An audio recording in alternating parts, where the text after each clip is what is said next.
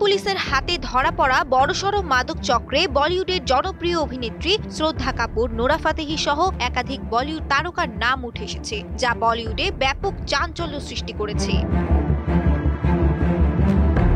তদন্তকারীদের দাবি, দেশে বিদেশে আড়ম্বরপূর্ণ পার্টির আড়ালে সেলিব্রিটিদের কাছে নিয়মিত মাদক সরবরাহ করা হতো। বৃহস্পতিবার মুম্বাই পুলিশের অ্যান্টি ন্যারোটিক্স সেল দাউদ ইব্রাহিমের সহযোগী হিসেবে পরিচিত সালিম ডোলার পরিচালিত এক সিন্ডিকেটের উপর বড়সড় অভিযানে নামে।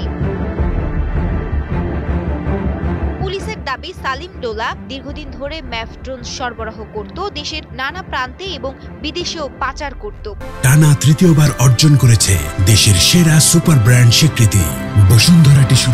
তার ছেলে তাহির ডোলাকে চলতি বছরের আগস্ট মাসে সংযুক্ত আরব থেকে গ্রেপ্তার করা হয়। জানা গেছে, তাহির তদন্তকারীদের কাছে গুরুত্বপূর্ণ তথ্য দিয়েছে।